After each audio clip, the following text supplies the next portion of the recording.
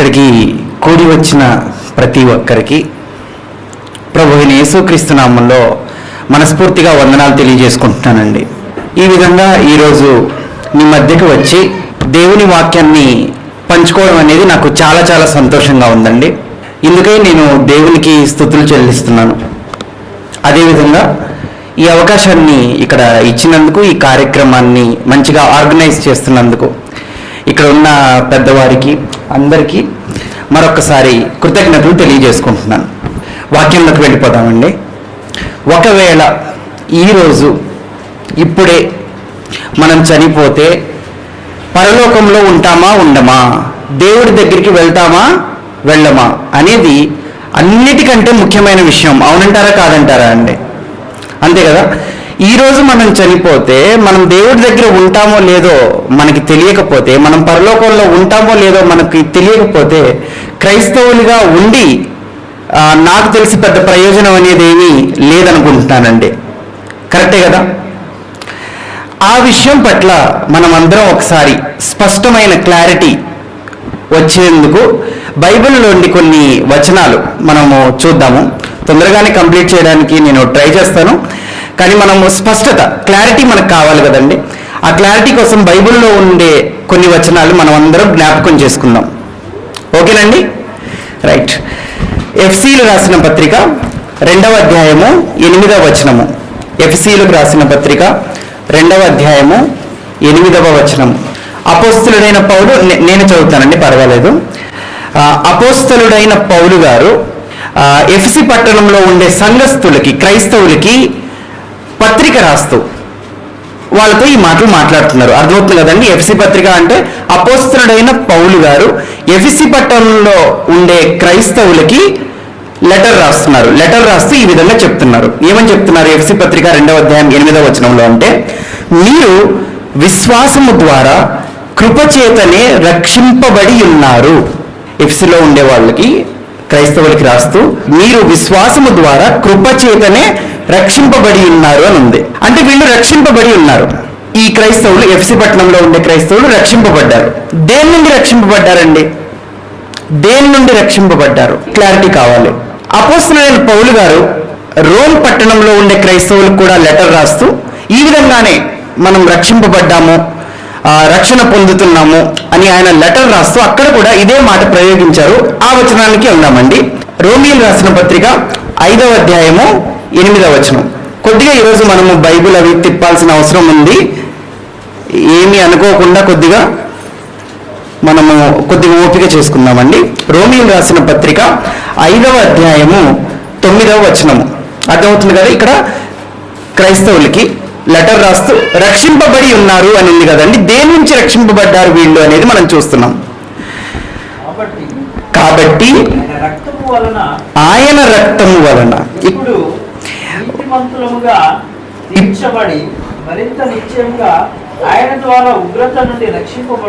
Thank you అండి. కాబట్టి ఆయన రక్తం వలన అంటే ఇక్కడ ఆయన అంటే ఎవరండి? యేసుక్రీస్తు ప్రభు. కాబట్టి ఆయన రక్తం వలన అంటే యేసుక్రీస్తు ప్రభు రక్తం వలన ఇప్పుడు నీతిమంతులుగా తీర్చబడి, ఇప్పుడు మనం అందరము నీతిమంతులుగా తీర్చబడ్డాము అని అంటున్నారు పౌలు గారు. రోమాలో ఉండే సంఘానికి లెటర్ రాస్తూ చెప్తున్నారు, యేసుక్రీస్తు రక్తం వలన ఇప్పుడు నీతిమంతులుగా తీర్చబడ్డాము.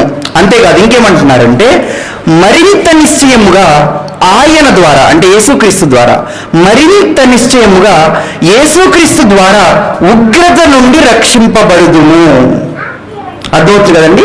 యేసుక్రీస్తు రక్తం వల్ల మనం అందరం నీతిమంతులుగా తీర్చబడ్డాము. నీతిమంతులుగా తీర్చబడడం మాత్రమే కాదు, మరింత నిశ్చయముగా యేసుక్రీస్తు ద్వారా ఉగ్రత నుండి రక్షింపబడుదుము.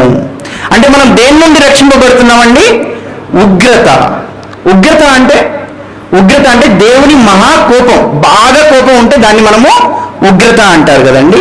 దేవుని ఉగ్రత నుండి మనం మరింత నిశ్చయముగా రక్షింపబడుదుము. మనం నీతిమంతులుగా తీర్చబడ్డాము, అదేవిధంగా దేవుని ఉగ్రత నుండి రక్షింపబడతాము అని ఇక్కడ ఉంది. మీరు తిప్పాల్సిన అవసరం లేదు. నేనే మొదటి తెస్సలోనీయులకు రాసిన పత్రిక 5వ అధ్యాయము 9వ వచనంలో నేను చదువుతానండి. ఎందుకంటే సిమిలర్గా ఒకేలాగా ఉంటుంది ఈ వచనం. నేను మళ్ళీ చదువుతున్నాను. మొదటి తెస్సలోనీయులకు రాసిన పత్రిక 5వ అధ్యాయం 9వ వచనం. అంటే అక్కడ కూడా పౌలు గారు తెస్సలోనికలో ఉండే సంఘానికి లెటర్ రాస్తూ ఇదే మాటలు చెప్తున్నారు. ఏమనంటే, ఎందుకనగా మన ప్రభువైన యేసుక్రీస్తు ద్వారా రక్షణ పొందుటకే దేవుడు మనల్ని నియమించను గాని ఉగ్రత పాలగుటకు నియమింపలేదు. అదవుతుంది కదండి. మన ప్రభువైన యేసుక్రీస్తు ద్వారా రక్షణ పొందుటకే దేవుడు మనల్ని నియమించాడు. మనల్ని అందరినీ దేవుడు ఎందుకు నియమించాడు? దేవుడు మనల్ని అందరినీ నీతిమంతులుగా తీర్చాడు. మనల్ని అందరినీ తన కుమారులుగా చేసుకున్నాడు. అదేవిధంగా మనల్ని నియమించాడు. దేనికి? రక్షణ పొందుటకే దేవుడు మనల్ని నియమించను గాని ఉగ్రత పాలగుటకు నియమింపలేదు. అంటే మనము రక్షణ పొందుతాం దేని నుండి? ఉగ్రత నుండి. మనకి ఉగ్రత, దేవుని ఉగ్రత ఉండదు. మనం ఆ ఉగ్రత నుండి రక్షింపబడుదుము, నిశ్చయముగా రక్షింపబడుదుము అని రోమాపత్రిక 5వ అధ్యాయము 9వ వచనంలో మనము చూసాము. ఏంటి అసలు ఇంతకీ ఉగ్రత? దేవుని కోపం అని అర్థమైంది కదా. దేవుని కోపం ఎప్పుడు రాబోతుంది? ఏంటి అసలు ఇంకా ఎగ్జాక్ట్గా ఏంటి అనేది మనం చూద్దామండి. మీరు రోమీయులు రాసిన పత్రిక 5వ అధ్యాయం చూశారు కదా. ఇప్పుడు రోమీయులు రాసిన పత్రిక 2వ అధ్యాయము 5వ వచనము చదువుతున్నానండి నేను. రోమీయులు రాసిన పత్రిక 2వ అధ్యాయము 5వ వచనము. నీ కాఠిన్యమును మార్పు పొందని నీ హృదయమును అనుసరించి. ఎవరైతే హృదయ కాఠిన్యంతో ఉన్నారో, ఎవరైతే మారు మనసు పొందట్లేదో వాళ్ళ గురించి చెప్తున్నారండి. ఎవరైతే మారు మనసు పొందలేదో, ఎవరైతే హృదయ కాఠిన్యంతో ఉన్నారో, చూడండి ఇక్కడ, నీ కాఠిన్యమును మార్పు పొందని నీ హృదయమును అనుసరించి ఉగ్రత దినమందు అంటే ఎవరైతే మారు మనసు పొందలేదో, ఎవరైతే హృదయం కాఠిన్యంతో ఉన్నారో వాళ్ళకి ఉగ్రత దినం అనేది ఒకటి ఉంది అని మనకు అర్థమవుతుంది. ఉగ్రత దినమందు అనగా అని చూడండి. అంటే ఎగ్జాక్ట్గా అసలు ఉగ్రత దినం అంటే ఏంటి, దేవుని ఉగ్రత అంటే ఏంటో అక్కడ దేవుడు చెప్తున్నాడు. మళ్ళీ చదువుతున్నాను. రోమీయుల రాసిన పత్రిక 2వ అధ్యాయం 5వ వచనము. నీ కాఠిన్యమును మార్పు పొందని నీ హృదయమును అనుసరించి ఉగ్రత దినమందు అనగా దేవుని న్యాయమైన తీర్పు బయలుపరచబడు దినమందు నీకు నీవే ఉగ్రతను సమకూర్చుకొనుచున్నావు. అంటే ఎవరైతే మారు మనసు పొందలేదో, ఎవరైతే కఠిన హృదయంతో ఉన్నారో వాళ్ళకి ఏమని చెప్తున్నారంటే, వాళ్ళకి దేవుడు ఏమని చెప్తున్నారంటే, ఉగ్రత దినం అనేది ఒకటి ఉంది. నువ్వు మారు మనసు పొందట్లేదుగా, కఠిన హృదయంతో ఉంటున్నావు కదా, దేవుణ్ణి నమ్ముకోవట్లేదు కదా, మారు మనసు పొందట్లేదు కదా, కాబట్టి ఉగ్రత దినం ఉంది. ఉగ్రత దినం అంటే ఏంటి? దేవుని న్యాయమైన తీర్పు బయలుపరచబడు దినమందు. ఉగ్రత దినం అంటే ఏంటండి? దేవుని న్యాయమైన తీర్పు బయలుపరచబడు దినము. అంటే ఈ భూమి మీద పుట్టిన ప్రతి ఒక్కరికి తీర్పు అనేది ఉంది. దేవుడు తీర్పు తీరుస్తాడు. ఉగ్రత దినమందు అనగా దేవుని న్యాయమైన తీర్పు బయలుపరచబడి దినమందు నీకు నీవే ఉగ్రతను సమకూర్చుకొనుచున్నావు. ఎవరు సమకూర్చుకుంటున్నారండి ఉగ్రత? ఎవరైతే మారు మనసు పొందలేదో, ఎవరైతే కఠిన హృదయంతో ఉన్నారో వాళ్ళు ఉగ్రత దినమందు, అంటే దేవుని న్యాయమైన తీర్పు ఏ రోజైతే బయలుపడుతుందో ఆ దినమందు వాళ్ళందరూ కూడా ఉగ్రతని సమకూర్చుకుంటున్నారు. అంటే ఎవరైతే మారు మనసు పొందట్లేదో, ఎవరైతే కఠిన మనసుతో ఉన్నారో వాళ్ళ మీదకి దేవుని మహాకోపము, దేవుని ఉగ్రత ఉంది. ఆ దేవుని ఉగ్రత నుండి మనమందరం నిశ్చయంగా రక్షింపబడదామని పౌలు గారు ఎవరితో చెప్తున్నారు? క్రైస్తవులకి. ఎవరైతే యేసుక్రీస్తుని నమ్మారో, ఎవరైతే యేసుక్రీస్తు రక్తం ద్వారా నీతిమంతులుగా తీర్చబడ్డారో వాళ్ళకి పౌలు గారు ఏమని చెప్తున్నారండి? మరింత నిశ్చయముగా మనము ఉగ్రత నుండి రక్షింపబడుదుము. మరి ఇప్పుడు మనం చదువుకున్న రోమీయులు రాసిన పత్రిక 2వ అధ్యాయం 5వ వచనం ఎవరి గురించి? ఎవరైతే మారు మనసు పొందలేదో, ఎవరైతే యేసుక్రీస్తుని అంగీకరించలేదో, ఎవరైతే ఇంకా కఠిన మనసుతో ఉన్నారో వాళ్ళకి ఉగ్రత దినం ఉంది. కానీ మనకి ఆ ఉగ్రత నుండి ఖచ్చితంగా రక్షింపబడుదుము అని మనకి అర్థమవుతుంది. ఇంకొద్దిగా మనం ఆ ఉగ్రత దినం గురించి కొద్ది లోతుగా అధ్యయనం చేద్దామండి. ప్రకటన గ్రంథము 20వ అధ్యాయము 11 నుండి. మరియు ధవళమైన మహాసింహాసనమును దాని యందు ఆసీనుడై ఉన్న ఒకరిని చూచితిని. ధవళమైన మహాసింహాసనం ఉందంటండి. తెల్లగా ఉన్న మహాసింహాసనం ఉంది. ఆ మహాసింహాసనం మీద ఆసీనుడై ఉన్న ఒకడు ఉన్నారంట. అది యోహాను గారు చూశారు దర్శనంలో. ఓకే, చూచితిని. భూమ్యాకాశములు ఆయన సముఖము నుండి పారిపోయేను, వాటికి నిలువ చోటు కనబడకపోయేను. అంటే ఇది చివరగా జరుగుతుందండి. ఆ ధవళ సింహాసనం ముందు భూమ్యాకాశములు లేవండి, సముఖము నుండి పారిపోయేను, వాటికి నిలువ చోటు కనబడకపోయాను. 12వ వచనం చూడండి. అంటే ఈ తీర్పు గురించి చెప్తున్నాను నేను. మహాసింహాసనం ఉంది, ధవళ సింహాసనం, దాని మీద ఆసీనుడై ఉన్న వాళ్ళు ఉన్నారు. ఇప్పుడు 12వ వచనం చూడండి. ఆ సింహాసనం ముందు ఎవరున్నారో, మరియు గొప్పవారేమి కొద్దివారేమి మృతులైన వారందరూ ఆ సింహాసనం ఎదుట నిలువబడి ఉండుట చూచితిని. ఆ సింహాసనం ముందు ఎవరున్నారండి? గొప్పవారేమి కొద్దివారేమి. అంటే భూమి మీద పుట్టిన ప్రతి ఒక్కళ్ళు, వాళ్ళు ఎంత గొప్ప వాళ్ళైనా కావచ్చు, వాళ్ళు ప్రధానమంత్రి అయినా కావచ్చు, ప్రెసిడెంట్ ఆఫ్ అమెరికా అయినా కావచ్చు, మీరైనా కావచ్చు, నేనైనా కావచ్చు, ఎవరైనా సరే, గొప్పవారేమి కొద్దివారేమి మృతులైన వారందరూ ఆ సింహాసనం ఎదుట నిలువబడి ఉండుట చూచితిని. ధవలమైన సింహాసనం ఉంది, దాని ముందు అందరూ ఉన్నారు. అప్పుడు గ్రంథములు విప్పబడెను. గ్రంథములు విప్పబడ్డాయంట. జాగ్రత్తగా గుర్తుపెట్టుకోండి, గ్రంథములు, చాలా గ్రంథములు విప్పబడెను అని ఉంది. రైట్, కంటిన్యూ చేస్తున్నాను. మరియు జీవ గ్రంథములు వేరొక గ్రంథం విప్పబడెను. జీవ గ్రంథం ఒకటి ఉండింది, చాలా గ్రంథాలు కూడా ఉన్నాయి. జీవ గ్రంథం కూడా విప్పబడింది, చాలా గ్రంథాలు కూడా విప్పబడ్డాయి. ఓకే, ఆ గ్రంథముల యందు వ్రాయబడి ఉన్న వాటిని బట్టి తమ క్రియల చొప్పున మృతులు తీర్పు పొందిరి. జీవగ్రంథం కాదండి, ఇప్పుడు జీవగ్రంథం ఓపెన్ అయి ఉంది, మిగతా గ్రంథాలు కూడా ఓపెన్ అయి ఉన్నాయి. ఇప్పుడు ఆ సింహాసనం ముందు చాలా మంది గొప్పవారు కొద్దివారు అందరూ నిలబడి ఉన్నారు. అయితే ఇక్కడ తీర్పు జరుగుతుంది. దేన్ని బట్టి? ఆ గ్రంథముల యందు వ్రాయబడి ఉన్న వాటిని బట్టి తమ క్రియల చొప్పున మృతులు తీర్పు పొందిరి. అందరికీ అక్కడ తీర్పు జరుగుతుంది. ఎవరికి తీర్పు జరుగుతుంది? దేన్ని బట్టి తీర్పు జరుగుతుంది అంటే ఈ గ్రంథాలన్నీ విప్పబడ్డాయి కదా, దాన్ని బట్టి తీర్పు జరుగుతుంది, జీవగ్రంథం బట్టి కాదు. ఓకే, ఇంకా చూద్దామండి. 13వ వచనము. సముద్రము తనలో ఉన్న మృతులను అప్పగించెను, మరణమును పాతాళ లోకమును వాటి వశములో ఉన్న మృతులను అప్పగించెను, వారిలో ప్రతివాడు తన క్రియల చొప్పున తీర్పు పొందెను. 14వ వచనము. మరణమును మృతుల లోకమును అగ్నిగుండంలో పడవేయబడెను. మరి మృతులకి తీర్పు జరుగుతుంది కదా, వాళ్ళందరినీ కూడా అగ్నిగుండంలో పడవేయబడెను అని చూడండి. మరణమును మృతుల లోకమును అగ్నిగుండంలో పడవేయబడెను. ఈ అగ్నిగుండము రెండవ మరణము. బాగా గుర్తుపెట్టుకోవాలండి. రెండవ మరణం ఏంటండి? అగ్నిగుండం. అంటే నరకం లాగా అనుకోవచ్చు, మనం నరకం అనుకోవచ్చు సింపుల్ గా చెప్పాలంటే. ఈ అగ్నిగుండము రెండవ మరణము. అగ్నిగుండం కానీ నరకం అన్నా, రెండవ మరణం అన్నా, అగ్నిగుండం అన్నా అన్ని కూడా ఒకటే. ఈ మృతులకి తీర్పు జరుగుతున్నప్పుడు ఆ గ్రంథాలను బట్టి తమ క్రియల చొప్పున ఈ మృతులకు తీర్పు జరుగుతుంది. అప్పుడు దేవుడు వాళ్ళందరినీ అగ్నిగుండంలో అంటే రెండవ మరణంలో వేస్తున్నాడు. అర్థమవుతుంది కదండి. ఇప్పుడు 15వ వచనం చూడండి. ఎవని పేరైనను జీవగ్రంథమందు వ్రాయబడినట్టు కనబడని ఎడల వాడు అగ్నిగుండంలో పడవేయబడెను. ఎవరు అగ్నిగుండంలో పడవేయబడుతున్నారండి? జీవగ్రంథంలో ఎవరి పేరైతే లేదో వాళ్ళు నరకంలో పడవేయబడుతున్నారు. జీవగ్రంథంలో పేరుంటే వాళ్ళకి తీర్పు లేదు, వాళ్ళకి నరకం లేదు. మళ్ళీ చదువుతున్నానండి ఇక్కడ. ఎవని పేరైనను జీవగ్రంథమందు వ్రాయబడినట్టు కనబడని ఎడల వాడు అగ్నిగుండములో పడవేయబడెను. ఎవని పేరైతే జీవగ్రంథంలో లేదో వాళ్ళు నరకంలో పడవేయబడుతున్నారు. వాళ్ళ క్రియలను బట్టి ఇక్కడ తీర్పు జరుగుతుంది. ఆ దేవుని తీర్పు ఉగ్రతకి దారి తీయడం వల్ల అగ్నిగుండంలో వాళ్ళని వేస్తున్నారు. కరెక్టే కదండి. జీవగ్రంథం ముందు ఎవరి పేరు రాయబడుతుంది? నీతిమంతుల పేరు జీవగ్రంథమందు రాయబడుతుంది. ఎవరైతే యేసుక్రీస్తు రక్తం వలన నీతిమంతులుగా తీర్చబడ్డారో, ఎవరైతే యేసుక్రీస్తుని నమ్మారో వాళ్ళందరూ కూడా నీతిమంతులు. ఆ నీతిమంతులు మరింత నిశ్చయముగా రక్షణ పొందుతారు. దేని నుండి రక్షణ పొందుతారు? ఉగ్రత నుండి రక్షణ పొందుతారు. ఉగ్రత అంటే ఏంటి? దేవుని మహా తీర్పు బయలుపరచబడు దినమందు దేవుడు ఆ ఉగ్రతని చూపిస్తాడు. మరి ఆ ఉగ్రత ఎవరికి లేదు?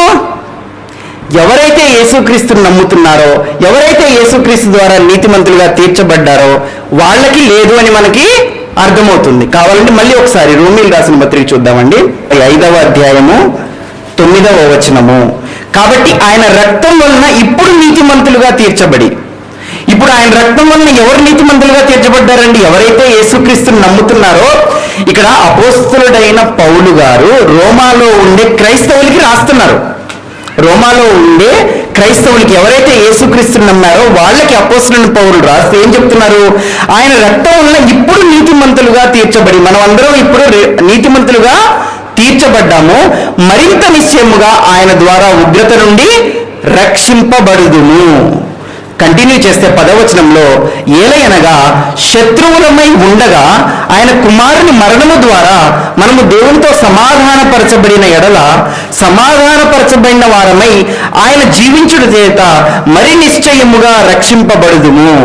నీతిమంతులందరూ కూడా రక్షింపబడతారు. దేని నుండి? దేవుని ఉగ్రత నుండి, నరకం నుండి రక్షింపబడతారు అని మనకి అర్థమవుతుందండి. జీవగ్రంథం గురించి ఒక మాట ఉందండి, నేను ఒక్కసారి అది మీకు చూపిస్తాను.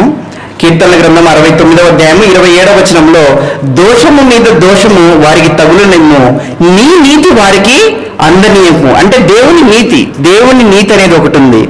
అది ఏంటంటే యేసు క్రీస్తుని నమ్మడం వల్ల మనకు కలిగిన నీతి, అది వారికి అందనీయము. 28 చూడండి, జీవగ్రంథములో నుండి వారి పేరును తుడుపు పెట్టుము, నీతిమంతుల పట్టీలో వారి పేరులు వ్రాయకుము. అంటే జీవగ్రంథంలో ఎవరి పేర్లు ఉంటాయి? నీతిమంతుల పట్టీలో ఎవరి పేర్లు అయితే ఉంటాయో వాళ్ళ పేర్లు జీవగ్రంథంలో ఉంటాయి. అంటే నీతిమంతులందరి పేర్లు జీవగ్రంథంలో ఉంటాయి. జీవగ్రంథంలో ఎవరి పేర్లు అయితే లేవో వాళ్ళకి నరకము అని మనకి ప్రకటన గ్రంథం 20వ అధ్యాయంలో చూసామండి. రైట్? ఎవరైతే నీతిమంతులో వాళ్ళకి జీవగ్రంథంలో ఉంటాయనేది కన్ఫర్మ్ చేయడానికి మీకు ఇంకో వచనం చూపించాను అంతే. రోమీయులకు రాసిన పత్రిక 5వ అధ్యాయం 9లో కూడా మనం నీతిమంతులుగా తీర్చబడ్డాము, మరింత నిశ్చయముగా ఆయన ఉగ్రత నుండి రక్షింపబడుదుము అనే పదాన్ని మనము చూసామండి. ఇప్పుడు మళ్ళీ ఎఫెసీ పత్రిక 2వ అధ్యాయము 8వ వచనానికి వెళ్దాము. ఎఫెసీ పత్రిక 2వ అధ్యాయము 8వ వచనము. మీరు అంటే ఎవరికి రాస్తున్నారండి? ఇక్కడ విశ్వాసులకి రాస్తున్నారు. అపోస్తలుడైన పౌలు ఎఫెసీ పట్టణంలో ఉండే క్రైస్తవులకి రాస్తున్నారు. ఏమని? మీరు విశ్వాసము ద్వారా కృపచేతనే రక్షింపబడి ఉన్నారు. మీరందరూ ఉగ్రత నుండి రక్షింపబడ్డారు. మీకు ఆ తీర్పు అనేది జరగదు. మీరు విశ్వాసము ద్వారా, మీరు ఎలా రక్షింపబడ్డారంటే విశ్వాసము ద్వారా కృపచేతనే. జాగ్రత్తగా అండర్లైన్ చేసుకున్నామండి. విశ్వాసము ద్వారా అంటే, విశ్వాసం అంటే యేసుక్రీస్తుని మీరు నమ్మారు. అలా నమ్మడం వలన దేవుడు మనకి కృపను అనుగ్రహించాడు. ఎట్లాగా? యేసుక్రీస్తుని నమ్మడం వలన మన పాపాలన్నింటినీ కూడా ఆయన పరిహారం చేసి క్షమించేశాడు. అలా క్షమించడం వలన దేవుడు మనకి కృపను అనుగ్రహించాడు అని దాని అర్థం అండి. జాగ్రత్తగా వినండి. కృప అంటే ఏంటి? కృప అంటే మీకు ఐడియా ఉందండి? కృప అంటే ఎగ్జాక్ట్గా ఏంటి అని అంటే, మనకి అర్హత లేకపోయినా ఇచ్చేది కృప. మీకు తెలిసే ఉంటుంది. అర్హత లేకపోయినా ఇచ్చేది కృప. అంటే మనం రక్షింపబడడానికి మనందరికీ అర్హత ఉందా? లేదు. ఎందుకు లేదు మనకి అంటే, భూమి మీద పుట్టిన వాళ్ళలో పాపం చేయని వాడు ఎవరు లేరు. నీతిమంతుడు లేడు, ఒక్కడును లేడు. ఏ భేదమును లేదు. అందరూ పాపము చేసి దేవుడు అనుగ్రహించు మహిమను పొందలేకపోతున్నారు. కాబట్టి మనందరికీ కూడా నిజం చెప్పాలంటే నరకం ఉండాలి. ఎందుకంటే మనం అందరము పాపం చేశాము.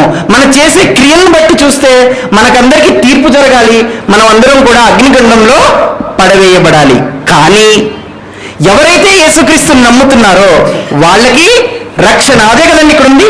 మీరు విశ్వాసము ద్వారా, మీరు యేసుక్రీస్తుని నమ్ముతున్నారు కదా, ఆ విశ్వాసం ద్వారా కృపచేతనే రక్షింపబడి ఉన్నారు. కృప అంటే మీకు అర్హత లేకపోయినా మీరు రక్షింపబడ్డారు.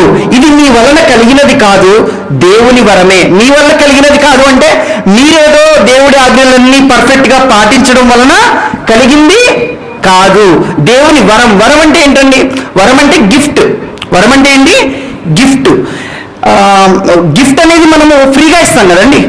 గిఫ్ట్ అంటే వాళ్ళు ఏదైనా చేస్తేనే ఇచ్చేది కాదు కదా. మనం పని చేస్తే వచ్చేదేంటి? జీతం. పని చేస్తే వచ్చేది ఏంటండి? జీతము. పని చేస్తే వచ్చేది జీతము. పని చేయకపోయినా దేవుడు కృప ద్వారా మనకు అర్హత లేకపోయినా రక్షణ ఇస్తున్నాడు అంటే అదేంటండి? వరము. అదే ఇక్కడ రాయబడి ఉందండి. మీరు విశ్వాసము ద్వారా కృపచేతనే రక్షింపబడి ఉన్నారు. మీరు దేవుని నమ్మడం వలన రక్షింపబడ్డారంతే. మీరేదో పర్ఫెక్ట్ అయిపోవడం వల్ల కాదు. మీరు దేవుడి ఆజ్ఞలన్నీ కూడా పర్ఫెక్ట్ గా పాటించడం వల్ల కాదు. మీరు యేసుక్రీస్తుని నమ్మారు. అదేదండి ఇక్కడ ఉంది. మీరు విశ్వాసం ద్వారా కృపచేతనే రక్షింపబడి ఉన్నారు. ఇది మీ వలన కలిగినది కాదు. మీరేదో దేవుని ఆజ్ఞలన్నీ పర్ఫెక్ట్ గా పాటించడం వల్ల కలిగినది కాదు.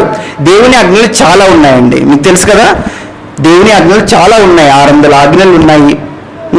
మనకి తెలుసు. నీ పూర్ణ హృదయంతో, పూర్ణ బలంతో, పూర్ణ ఆత్మతో దేవుణ్ణి ప్రేమించాలి, అన్నిటికంటే ముఖ్యమైన ఆజ్ఞ.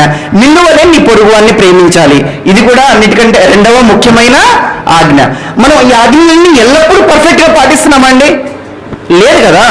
మనము మన శరీరంలో ఉన్నాం కాబట్టి ఒక్కొక్కసారి మనం దేవుడి ఆజ్ఞలు పాటించాలని అనుకున్నా కూడా ఒక్కోసారి లోబడిపోయి పాటించలేకపోతున్నాము, అంతే కదా. సరే, మనం కంటిన్యూ చేస్తున్నానండి. అందుకే ఇక్కడ మీరు విశ్వాసం ద్వారా కృపచేతనే రక్షింపబడి ఉన్నారు, ఇది మీ వలన కలిగినది కాదు, దేవుని వరమే. 9వ వచనము, అది క్రియల వలన కలిగినది కాదు, క్రియల వలన కాదు. మీరు ధర్మశాస్త్రంలో ఉండే క్రియలు, దేవుడు చెప్పిన ఆజ్ఞలన్నీ పాటిస్తే క్రియలు అంటారు. మీరు దేవుడు చెప్పిన ఆజ్ఞలన్నీ పాటించారనుకోండి, అవి మీరు చేస్తున్న క్రియలు, మంచి పనులు. క్రియలు అంటే ఏంటండి? పనులు. అదే చెప్తుంది. అది అంటే ఏంటండి ఇక్కడ? అది అంటే రక్షణ. మీకు రక్షణ కలిగింది కదా, అది క్రియల వలన కలిగినది కాదు గనుక ఎవడునో అతిశయపడ వీలు లేదు. ఇది మీరు దేవుని ఆజ్ఞలన్నీ పర్ఫెక్ట్గా పాటించడం వల్ల మీకు రక్షణ వచ్చిందా?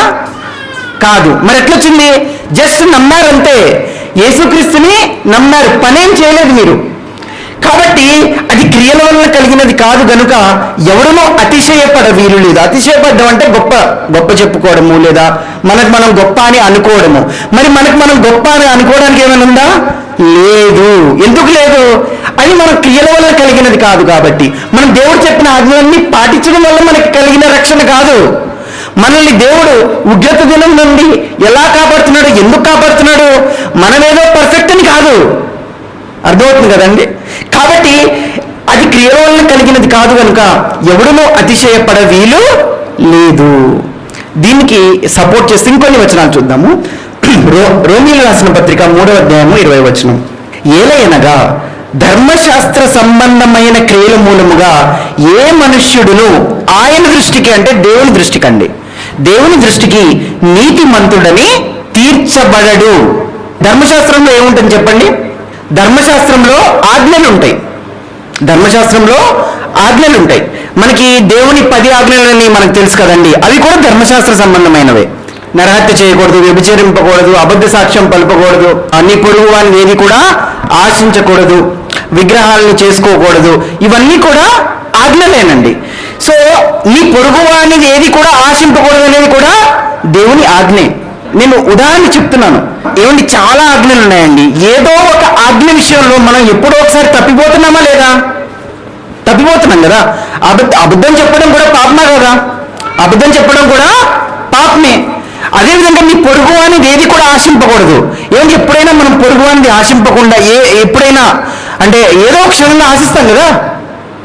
ఒక BMW కారు చూస్తాము, ఆల్రెడీ కారు ఉంటే BMW కారు చూస్తాము, లేకపోతే ఏదో ఒకటి పెద్ద బిల్డింగ్ చూస్తాము. అరే మనకు కూడా ఇది ఉంటే బాగుండేది అనే ఆశ కాదా? అది ఆశే కదండి. ఏదో ఒక క్షణంలో మన ప్రతి ఒక్కళ్ళు అనుకుంటాము. మనకి ఉన్నదాంతో సంతృప్తి పడాలని బైబిల్ చెప్తుంది. ఉన్నదాంతో సంతృప్తి పడాలి, కానీ మనకి ఆశ కలగడం అనేది కూడా పాపమే. సామెతల గ్రంథంలో అయితే ఇంగ్లీష్లో thought of foolishness is sin, అంటే మూర్ఖంగా ఆలోచించడం కూడా పాపమనే ఉంటుంది. అంటే మూర్ఖంగా అప్పుడప్పుడు ఆలోచిస్తున్నారు, అరే నేనేంటి ఇంత మూర్ఖంగా ఆలోచించాను, అది కూడా పాపమే. అబద్ధం ఆడడం కూడా పాపమే. మనము నిజం చెప్పలేక ఒకసారి భయపడి అబద్ధం ఆడేస్తావా లేదా? కాబట్టి ఇక్కడ ఎంత స్పష్టంగా ఉంది చూడండి. ఏలైనగా ధర్మశాస్త్ర సంబంధమైన క్రియల మూలముగా ఏ మనుష్యుడును ఆయన దృష్టికి, అంటే దేవుని దృష్టికి నీతిమంతుడని తీర్చబడడు. అంటే దేవుని ఆజ్ఞల్ని, ధర్మశాస్త్రానికి సంబంధించిన ఆజ్ఞల్ని పాటించడం వలన ఏ మనుష్యుడు, అంటే ఏదో ఒక టైంలో ఏదో ఒక ఆజ్ఞ తప్పిపోతున్నాడు. కాబట్టి ఓవరాల్గా చూస్తే దేవుడి దృష్టికి ఎవరూ కూడా నీతిమంతుడు కాదు. చూడండి, ఇక్కడ ధర్మశాస్త్రం వలన పాపం అనగా ఎట్టిదో తెలియబడుచున్నది. మరి ధర్మశాస్త్రం వలన ఉపయోగం ఏంటి అంటే పాపం ఏంటో తెలుస్తుంది, ఏది తప్పో ఏది రైటో తెలుస్తుంది. ఇప్పుడు ధర్మశాస్త్రంలో నీ పొరుగువానిది ఏది కూడా ఆశించకూడదని ఉంది కదండి. అలా ఉంది కాబట్టి కదా పొరుగువానిది ఆశించడం పాపమని మనకు అర్థమైంది, రైట్? సో ధర్మశాస్త్రం వలన ఏంటి అంటే పాపమనగా ఎట్టిదో తెలియబడుచున్నది. 21వ వచనం చూడండి. ఇట్లుండగా ధర్మశాస్త్రములకు వేరుగా దేవుని నీతి బయలుపడుచున్నది. అంటే ఏంటంటే అండి, ధర్మశాస్త్రం మూలంగా ధర్మశాస్త్ర సంబంధమైన క్రియలు ఆచరించి వాటిని పాటించి ఎవరూ నీతిమంతులు అవ్వట్లేదు కదా. మరి ఎట్లాగండి నేను నీతిమంతుడు అవ్వాలి? నేను ఎలాగండి దేవుడి దగ్గరికి వెళ్ళాలి? ఎలాగండి దేవుని ఉగ్రత నుండి నేను తప్పించుకోవాలి, నరకం నుండి తప్పించుకోవాలి అని అంటే 21వ వచనంలో ఉంది, ఇట్లుండగా ధర్మశాస్త్రములకు వేరుగా దేవుని నీతి బయలుపడుచున్నది.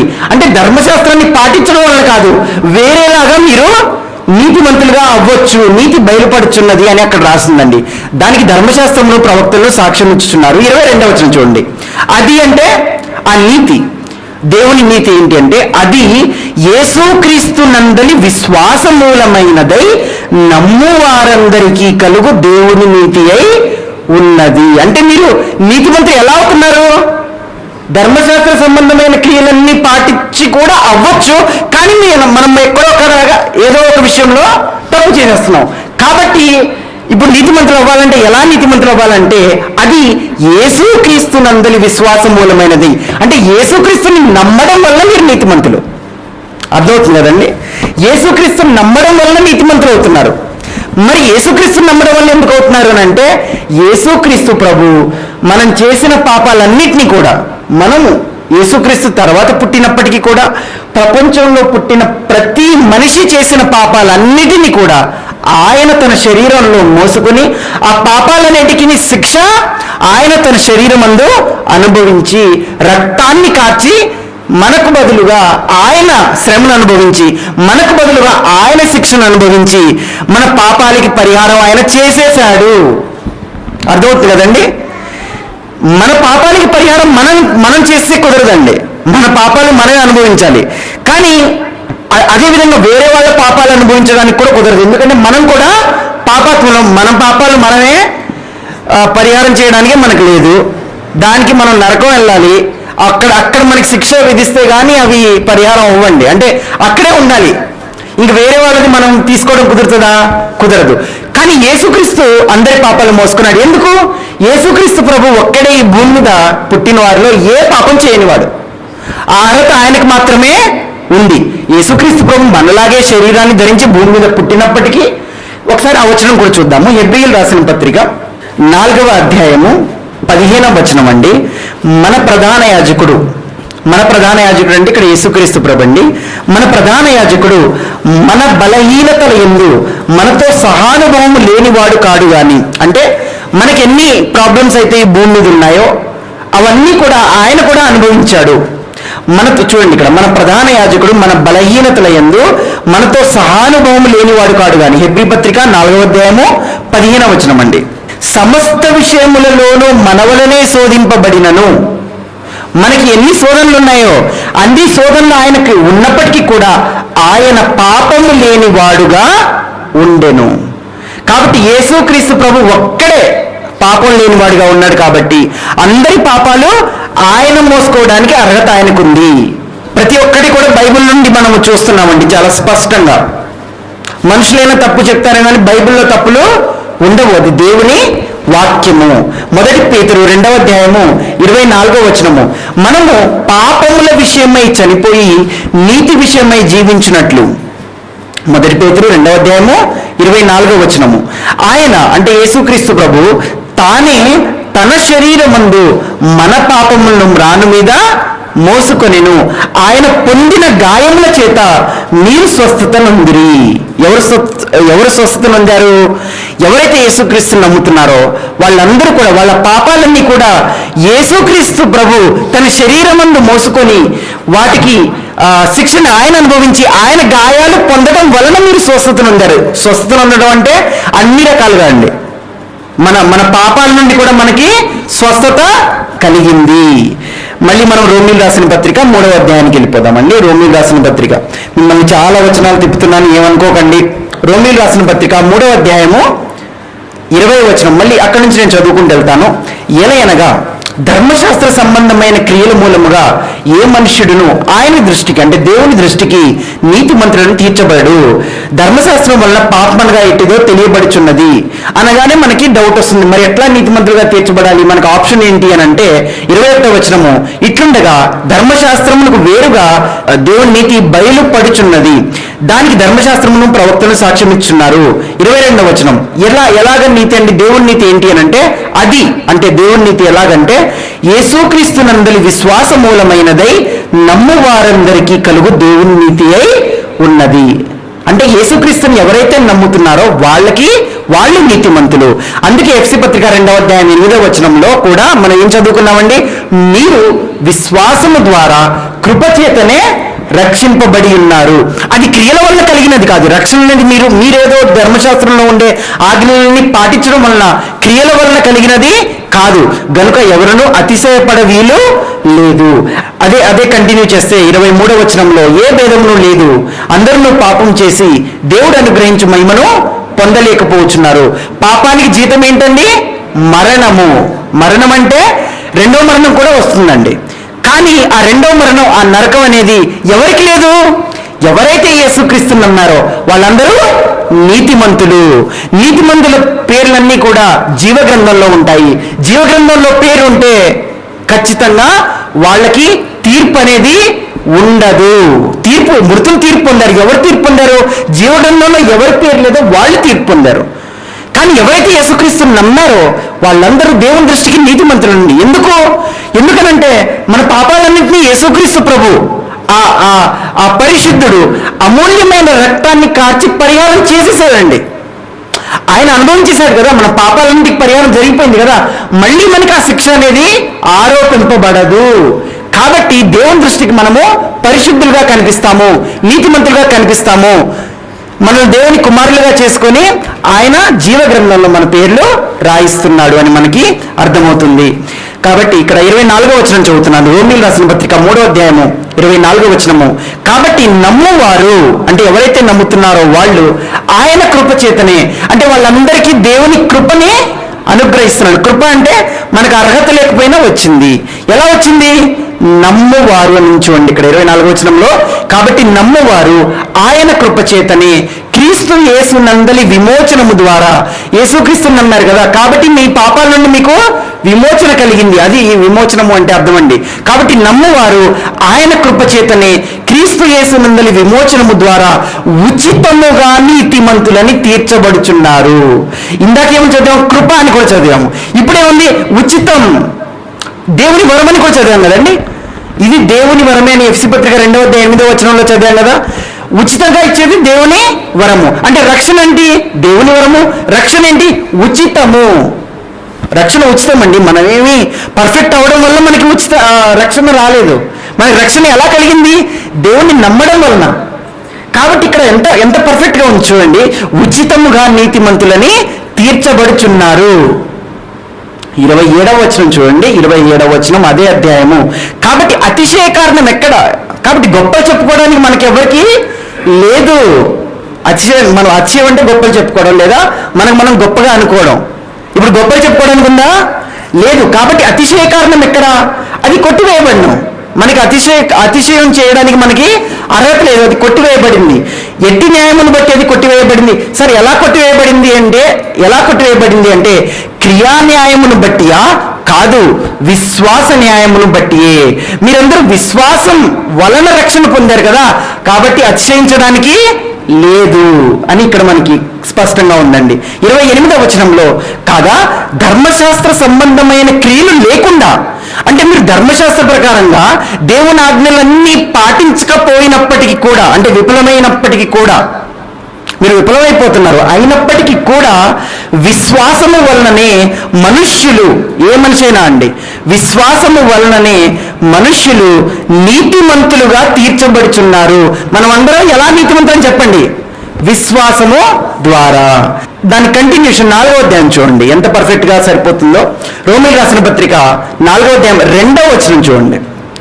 అబ్రహాము క్రియల మూలముగా నీతిమంతుడని తీర్చబడిన ఎడల అతనికి అతిశయ కారణము కలుగును గాని అది దేవుని ఎదుట కలుగుట లేదు. అబ్రహాము నీతిమంతుడా కాదా? అబ్రహాము నీతిమంతుడు. చూడండి ఇక్కడ, అబ్రహాము క్రియల మూలంగా నీతిమంతుడని తీర్చబడిన ఎడల అబ్రహాము క్రియల మూలంగా నీతిమంతుడుగా తీర్చబడడా? కాదు. అబ్రహాము క్రియల మూలంగా నీతిమంతుడని తీర్చబడిన ఎడల అతనికి అతిశయ కారణం కలుగును. అతను గొప్పలు చెప్పుకునే అవకాశం కలిగేది. అబ్రహాము కూడా దేవుడు చెప్పిన ఆజ్ఞలన్నీ కూడా పర్ఫెక్ట్గా పాటించాడా అండి? పాటించలేదు. అయినా నీతిమంతుడా? అవును. అదే కదండి దాని అర్థము. చూడండి, ఇక్కడ అబ్రహాము క్రియల మూలముగా నీతిమంతుడని తీర్చబడిన ఎడల అతనికి అతిశయ కారణం కలుగును కానీ అది దేవుని ఎదుట కలగదు. అంటే అబ్రహాము కూడా అతిశయించే అవకాశం దేవుని ఎదుట లేదు. ఎందుకు లేదో చూడండి, కంటిన్యూషన్ ఎంత పర్ఫెక్ట్గా ఉందో. లేఖనం ఏమి చెప్పుచున్నది, బైబిల్ ఏం చెప్తుంది? అబ్రహాము దేవుని నమ్మెను, అది అతనికి నీతిగా ఎంచబడెను. అబ్రహాము నీతిమంతుడు. ఎలా నీతిమంతుడు? దేవుని నమ్మడం వలన. రైట్ అండి, దేవుని నమ్మడం వలన ఆయన నీతిమంతుడే. కానీ ఆయన కూడా క్రియల పరంగా చూస్తే పర్ఫెక్ట్ కాదు. దావీదు కూడా క్రియల పరంగా చూస్తే పర్ఫెక్ట్ కాదు. సొలొమోను కూడా పర్ఫెక్ట్ కాదు. సంసోను కూడా క్రియలన్నింటినీ చూస్తే పర్ఫెక్ట్ కాదు. దేవుడు కూడా మన క్రియలన్నీ చూశాడు అనుకోండి, మనం కూడా పర్ఫెక్ట్ కాదు. ఏదో ఒక విషయంలో పాపం చేసి దొరికిపోతాము. కాబట్టి దేవుడు మన క్రియలు చూడకూడదు అని అంటే మనం యేసుక్రీస్తుని ఆశ్రయించాలి. యేసుక్రీస్తుని నమ్మితే యేసుక్రీస్తు ద్వారా ఆయన మన పాపాలకు బదులుగా రక్తాన్ని కార్చడం వలన మనమందరూ నీతిమంతులుగా తీర్చబడుచున్నాము. ఎన్ని వచనాలు మనకి చాలా స్పష్టంగా ఉన్నాయి చూడండి. రోమీయులకు రాసిన పత్రిక 4వ అధ్యాయం 3వ వచనం చదివాం కదండి, దాన్ని కంటిన్యూ చేస్తాను. 3వ వచనము, లేఖనం ఏమి చెప్పుచున్నది?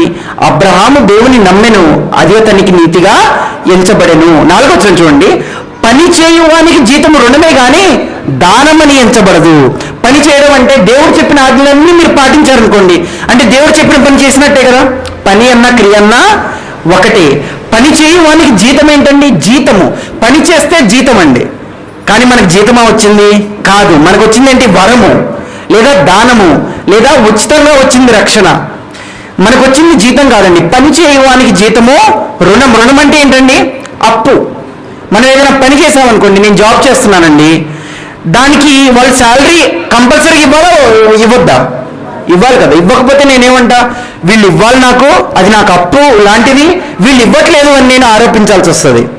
మరి దేవుడు చెప్పిన ఆజ్ఞలన్నీ మనం పాటిస్తే దేవుడు మనకి పరలోకాన్ని ఇస్తున్నాడు అనుకోండి, దేవుడు మనకి రక్షణ ఇస్తున్నాడు అనుకోండి, దేవుడు మనకి రుణస్థుడు అవుతాడు. దేవుడు మనకి రుణస్థుడు కాదు. మరి దేవుడు మనకి రక్షణ ఇచ్చాడు, నీతిమంతులుగా తీర్చాడు, మనల్ని పరలోకంలో తీసుకుంటాడు. ఎలాగంటే ఉచితంగా, కృప ద్వారా, విశ్వాసం ద్వారా, యేసుక్రీస్తు ద్వారా. యేసుక్రీస్తు ఆ పనంతా కూడా ఎవరు చేశారండి? యేసుక్రీస్తు ప్రభు చేశారు, మనమేమీ చేయలేదు. కాబట్టి మనకి రక్షణ అనేది దానము. చూడండి, ఇక్కడ పని చేయు వానికి జీతం రుణమే కానీ దానమని ఎంచబడదు. కానీ మనకి రక్షణ అనేది దానమన్నా గిఫ్ట్ అన్నా ఒకటేనండి. దానమన్నా, గిఫ్ట్ అన్నా, వరం అన్నా, కృప ద్వారా మీకు వచ్చిందన్నా కూడా ఒకటే. 5వ వచనం అండి, కంటిన్యూ చేస్తున్నాను. పని చేయక అంటే పని చేయలేకపోయినా కూడా భక్తిహీనుడిని నీతిమంతునిగా తీర్చువాని యందు. మరి భక్తిహీనుడు మనలందరినీ నీతిమంతులుగా తీర్చువాడు ఎవరండి? దేవుడు.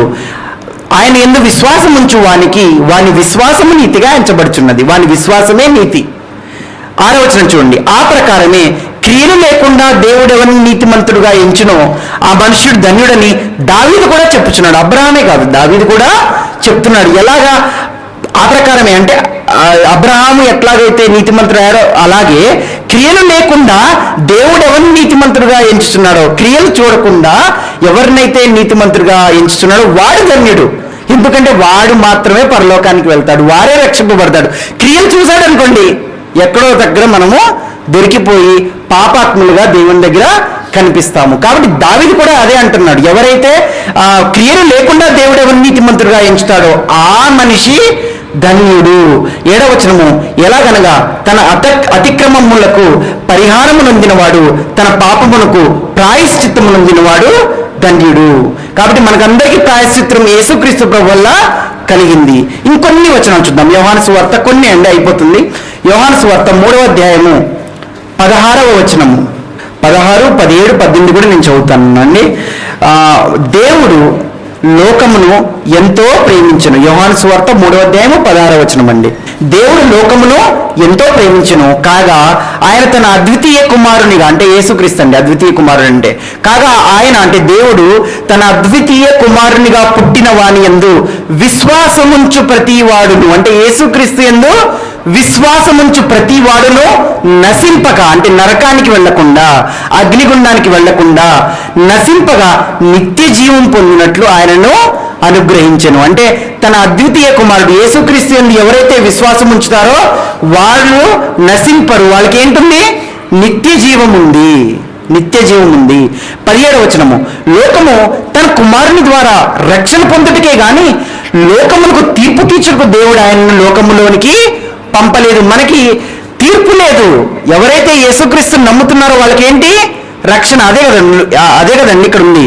లోకము తన కుమారుని ద్వారా రక్షణ పొందుటకే గాని లోకములకు తీర్పు తీర్చుటకు దేవుడు ఆయనను లోకంలోనికి పంపలేదు. మనకి తీర్పు లేదండి. యేసుక్రీస్తు నమ్మిన వాళ్ళకి రక్షణ. 18వ వచనం, ఆయన యందు విశ్వాసం ఉంచు వానికి తీర్పు తీర్చబడదు. ఎవరైతే యేసుక్రీస్తుని నమ్ముతున్నారో వాళ్ళకి తీర్పు తీర్చబడదు.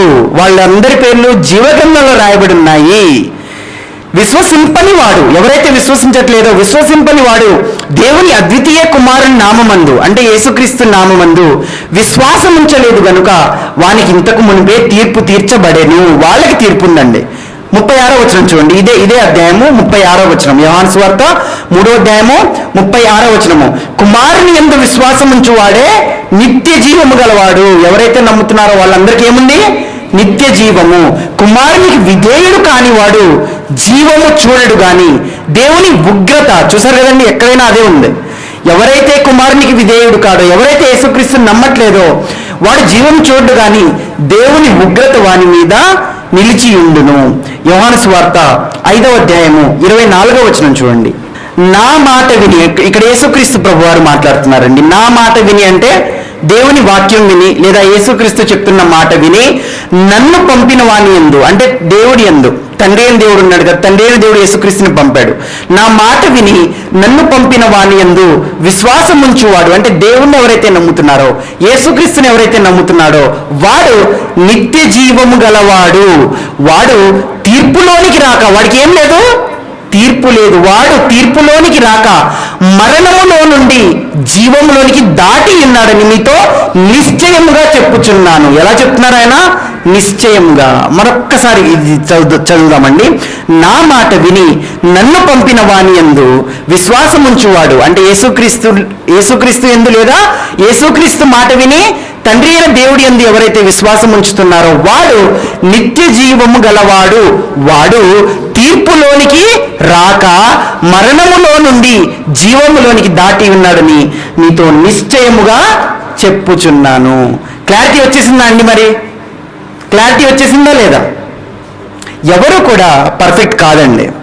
నేను ఒకవేళ ఈరోజు చనిపోతే, ఎగ్జాంపుల్గా చెప్తున్నాను, నేను ఒకవేళ చనిపోతే ఇప్పుడు చనిపోయినా కూడా పరలోకంలో ఉంటానండి, దేవుడి దగ్గర ఉంటాను, 100% ఉంటాను. ఎందుకు ఉంటాను? నేనేదో పర్ఫెక్ట్ అని కాదండి, నేనేదో పర్ఫెక్ట్గా మంచోడని కాదు. మనం ప్రయత్నం చేస్తున్నాం, నేను కాదనట్లేదు, మనం అందరం ప్రయత్నం చేయాలి. కానీ మనం పర్ఫెక్ట్ కాకపోయినా దేవుడు మనల్ని ప్రేమించాడు. మనల్ని ప్రేమించి యేసుక్రీస్తు ద్వారా నీతిమంతులుగా చేస్తున్నారు. దేవుడు అవకాశం ఇస్తున్నాడు. ఎవరైతే దేవుడి దగ్గరికి వచ్చి వాళ్ళు పాపులని ఒప్పుకొని, మేము పర్ఫెక్ట్ కాదని ఒప్పుకొని దేవుణ్ణి క్షమాపణ యేసుక్రీస్తు ద్వారా అడుగుతారో వాళ్ళందరినీ కూడా దేవుడు 100% క్షమిస్తున్నాడు. ఎందుకనంటే యేసుక్రీస్తు ప్రభు కార్చిన అమూల్యమైన రక్తాన్ని చూసి ఆయన నీతిమంతుడు కాబట్టి ఆయన ద్వారా మనల్ని దేవుడు రక్షించగలుగుతున్నాడు, క్షమించగలుగుతున్నాడు. కాబట్టి ఈ క్లారిటీ మనందరికీ ఉండాలండి. మనం యేసుక్రీస్తుని నమ్ముతున్నాము అని అంటే మనం మన పాపాలను ఒప్పుకొని దేవుడి దగ్గర లోబడుతున్నాము, దేవుడి దగ్గర లోబడి క్షమాపణ అడుగుతున్నాం. కాబట్టి అదేవిధంగా యేసుక్రీస్తు ప్రభు కూడా మన పాపాలను పరిహారం చేశాడు కాబట్టి మనకి మన పాపాలన్నీ క్షమింపబడతాయి. మళ్ళీ మనం పాపాలని అనుభవించాల్సిన అవసరం లేదు. లాస్ట్ వచనం ఒకటి చూద్దామండి. గలతీ పత్రిక 2వ అధ్యాయము 21వ వచనము చదువుతున్నాను. నేను దేవుని కృపను నిరర్ధకము చేయను. నీతి ధర్మశాస్త్రం వలనైతే ఆ పక్షమందు క్రీస్తు చనిపోయినది నిష్ప్రయోజనమే. యేసుక్రీస్తు ఎందుకు చనిపోయాడు? మనము దేవుని ఆజ్ఞలన్నీ పాటించి పర్ఫెక్ట్గా అవ్వలేకపోతున్నాం కాబట్టే యేసుక్రీస్తు చనిపోయాడు.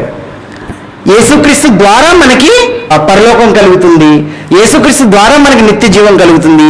యేసుక్రీస్తుని నమ్మడం వలన మనం నీతిమంతులుగా తీర్చబడుతున్నాం. యేసుక్రీస్తుని నమ్మడం వలన యేసుక్రీస్తు ద్వారా మాత్రమే మనము పరలోకానికి వెళ్తున్నాము. అందుకే యేసుక్రీస్తు ప్రభు చెప్పారు యోహాను సువార్త 14వ అధ్యాయం 6వ వచనంలో, నేనే జీవమును మార్గమును సత్యమును, నా ద్వారానే తప్ప ఎవరునూ తండ్రి యొద్దకు రాడు. అందరికీ అర్థమైంది అనుకుంటున్నానండి. ప్రార్థన చేసుకుందామండి. పరలోకమందున్న మా తండ్రి, మీరు మమ్మల్ని ప్రేమించారు తండ్రి.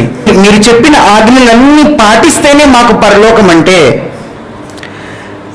మేము ఆ విధంగా పరలోకానికి రాలేమని తెలిసి మీరు మమ్మల్ని ప్రేమించి యేసుక్రీస్తు ప్రభుని మాకు అనుగ్రహించారు తండ్రి. ఈ ఆలోచన, ఈ సంకల్పం అనేది మీకు జగత్తు పునాది వేయబడక మునిపే ఉందని మీరు మాకు బైబిల్లో చెప్పారు తండ్రి. జగత్తు పునాది వేయబడక మునిపే, ఈ సృష్టిని సృష్టించక ముందే మమ్మల్ని అందరినీ పుట్టించి మమ్మల్ని అందరినీ యేసుక్రీస్తు ద్వారా నీతిమంతులుగా చేసుకొని, యేసుక్రీస్తు ద్వారా కుమారులుగా చేసుకొని మమ్మల్ని ప్రేమించి మీ దగ్గరికి తీసుకోవాలని మీరు సంకల్పించారు తండ్రి. దానికి మీకు వేలాది కృతజ్ఞతలు. ఆ విషయాన్ని మీరు బైబిల్ గ్రంథంలో రాయించి, ఆ విషయాన్ని మాకు అర్థం చేయించి, బైబిల్ని, యేసుక్రీస్తు ప్రభుని, మిమ్మల్ని నమ్మే మహా గొప్ప భాగ్యాన్ని మీరు అనుగ్రహించారు తండ్రి. ఆ విధంగా మాకు రక్షణ కలిగినందుకు, ఆ విధంగా ఉగ్రత దినము నుండి మమ్మల్ని కాపాడుతున్నందుకు, నరకానికి వెళ్లకుండా మమ్మల్ని కాపాడుతున్నందుకు, పరలోకానికి మమ్మల్ని విశ్వాసం ద్వారా మీరు తీసుకుంటున్నందుకు, మీరు మాకు నిత్య జీవాన్ని ఇస్తున్నందుకు మీకు వేలాది కృతజ్ఞతలు తండ్రి. ఇలాంటి ప్రేమ ఎక్కడా లేదు తండ్రి.